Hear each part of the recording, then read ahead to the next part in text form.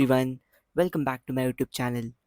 In this particular video, we'll be looking into how we can set up the GitHub MCP server. These days, there's a lot hype about the MCP server. What exactly is an MCP server? MCP server is nothing but a model context protocol which acts as a bridge between AI models, for example, Claude or GPT, and the external tools or data sources. So basically, it enables these models to perform actions, for example, accessing the files, querying APIs, or interacting with the services like GitHub. Think of it as a standardized plugin. So, this is the MCP server. Now, we'll be setting up step by step the GitHub MCP server. So this is the GitHub repo wherein they have put in the MCP server of GitHub, how we can install it. All the guide is being provided in this particular README file, or I would say the GitHub repo. So what is it?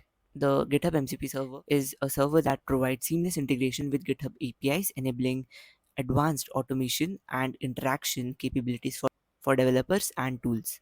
So basically, whatever you do with your repository, whatever changes you make in your file, or right from creating a repository till maintaining it, pushing the different changes, pulling the changes from the repo, everything you can do simply with the help of a natural language.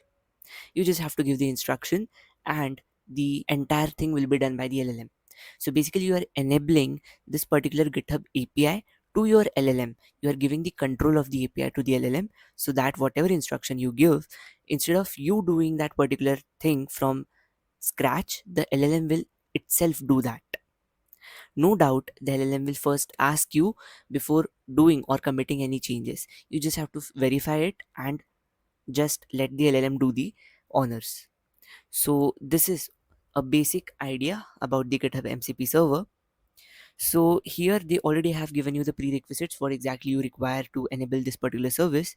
So first thing is that you need Docker in your system. In your local system, the Docker should be installed. Along with that, whenever you are using this particular MCP server, you need to make sure that the Docker instance is running onto your system. There is an alternative also. If you don't want to use Docker, then you can simply do the rest of the procedure which is given over here. See, if you don't have Docker, you can simply use the Go to build the binary in the GitHub MCP server directory. So I would recommend you to use Docker. If in a case you cannot use Docker, then you can follow the other procedure. In this particular video, we'll be looking into the procedure which involves Docker.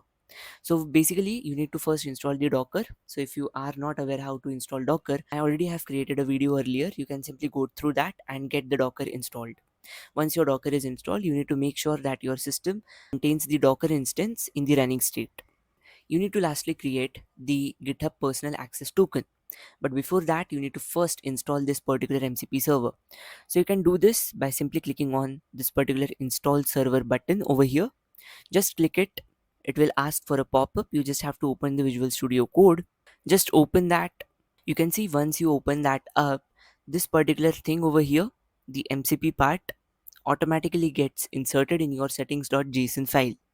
Now over here you can see the entire configurations of the server is written. It contains the command Docker as well as the GitHub personal access token. So basically in the environment, you need to set this particular GitHub personal access token.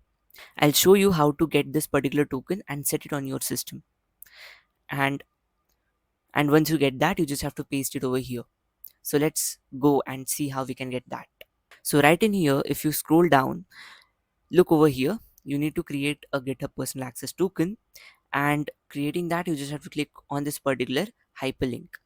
Once you click this, you will be redirected to create a token over here. Now for creating the token, you just have to provide the token name, any random token name you can give. For what purpose you are using, just write it in the description. And next, you can set the expiration date.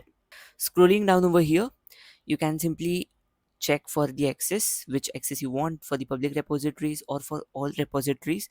For now, I just want it for the public repositories. Now once you review all your checks, you can simply click on this particular generate token button. It will get your token created. It will create a new token for you. Copy that token and keep it somewhere, because that is going to be displayed one time. Once you copy that, just paste that particular settings.json file right in front of this particular GitHub personal access token.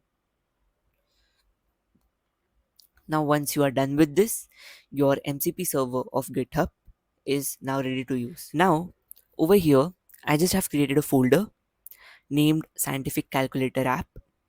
In this particular folder, I have kept nothing. This is not even a GitHub repo. Now that we have enabled the GitHub MCP server, now it's time for us to create a certain medium through which we can talk with LLM and let it do the task. So for that, you will be requiring an extension. You can take any extension, for example GitHub Copilot. You can use the free extensions, for example Cline, Code, or Continive.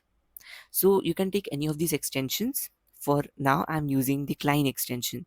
So just go into the extensions, write Cline, just open this Cline and install it.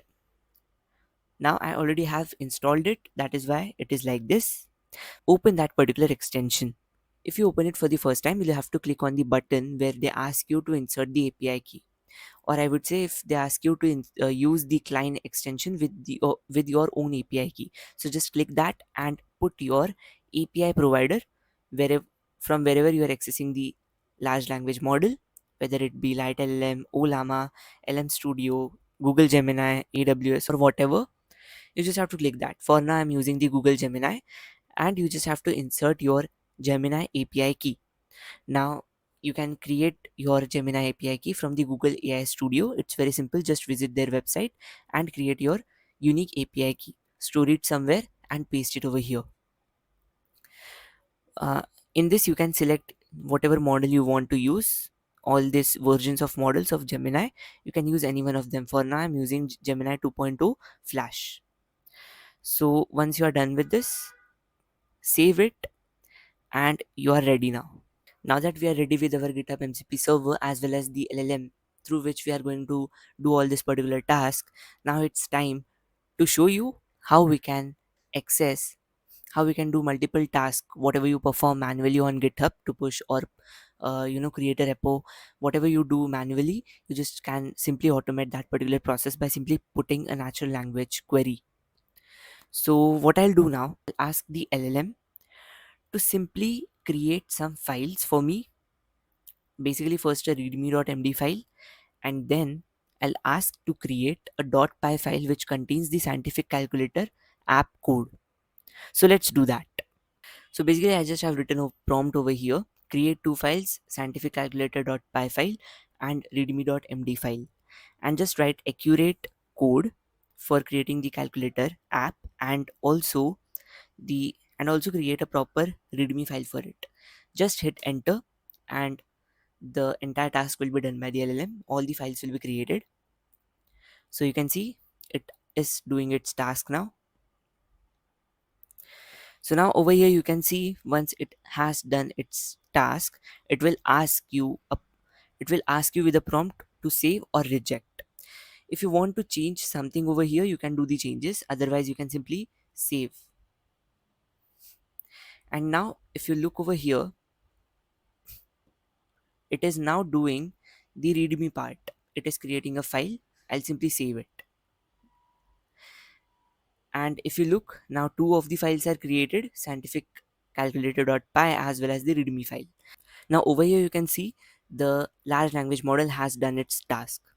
Now we'll try to ask it to do a task which usually an LLM doesn't have an access to. But since we have now integrated the GitHub MCP server, it will now have the access to do all that particular things, whatever we want it to do. So now what I'll do is, I'll simply ask it to create this particular directory, a Git repo. So I'll simply write a prompt, create a repo for this particular directory, and keep the names as it is, and also push all the code with proper commit messages. So now this particular directory is not even a git repo. Still, it will do it from scratch, right from initializing this particular git repo till pushing all the code at the remote repository. Everything will be done by the client. Everything will be done by the LLM itself. We just have to provide this particular instruction. Let me hit enter. Now over here it is now thinking, and over here you can see the first command that it has given is the git init.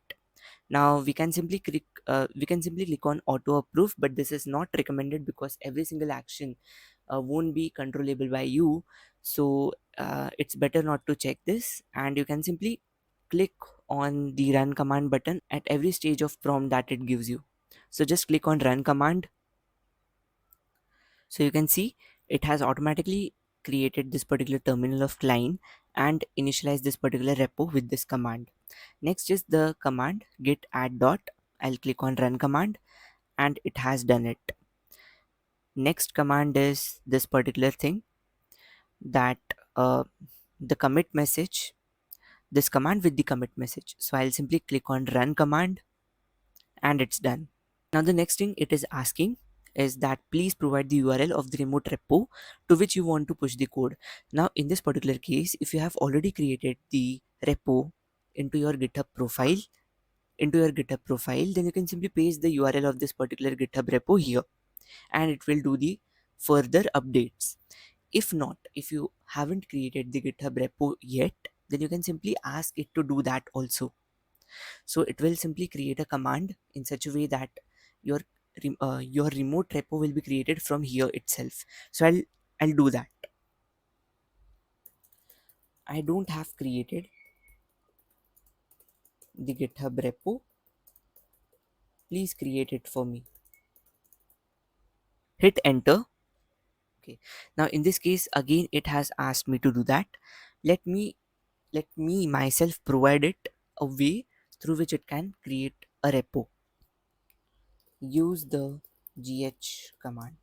So now over here you can see it has now asked me whether you want to create your repo to be public or private. I want it to be public. So I click that.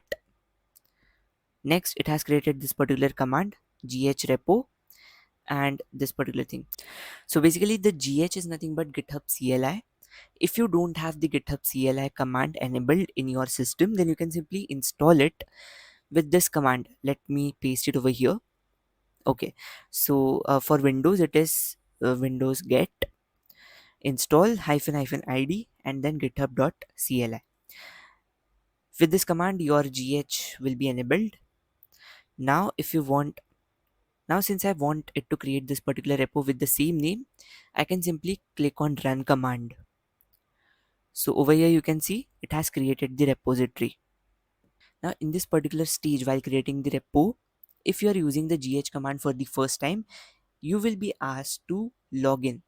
So for that the command will be given in the terminal itself, in the terminal message itself, that gh auth login, and you can simply follow the instructions over there. It might ask you to simply enter the GitHub access token. Otherwise you can simply log in with the browser and you can simply paste the code whatever is being displayed in the terminal, and you will get the access to use the GitHub, or I would say to write a repo in the GitHub from the terminal itself. And once you are done with it, it will simply say created repository with the same name. Now the next thing it has asked me to add the origin. I can simply click on run command, and the final thing is to push this particular. So I'll simply click on run command. Okay, so now over here it has thrown an error that there are some mismatches. So you can see it's that smart that if it is not trying to get it from the main branch, so it will simply pop up with the next command, that is git branch, whichever branch is available, it will simply push into that. So let me run this particular command, let it check, and you can see only the master branch is available over here. So now it has changed the command to master. Let's run this, and yes, the entire code is now pushed into the newly created repo. Let's check this. Cool. Over here you can see that our repo has got created, and also with the readme file and the .py file in which we have the code. Isn't that simple and interesting? Even if you try to change this particular code in here, let me edit this particular file from here. Let me add a comment importing the math module. Let's commit this particular changes, and you can see we have got it committed. Now, let's try to pull the changes. Let me ask the LLM itself, pull the changes if any. First, we'll see in our file we don't have the comment. If I ask it with this particular query now, see, I'll run this particular command, and that's it. You can see the comment has now got inserted here also.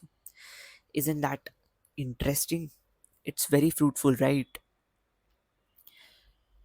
I would insist you to use this because this is going to be very useful for you. Instead of manually typing all the commands again and again, creating conflicts and all, debugging the errors, you can simply use this particular LLM and get your clutter cleared forever. So I hope you like this particular video.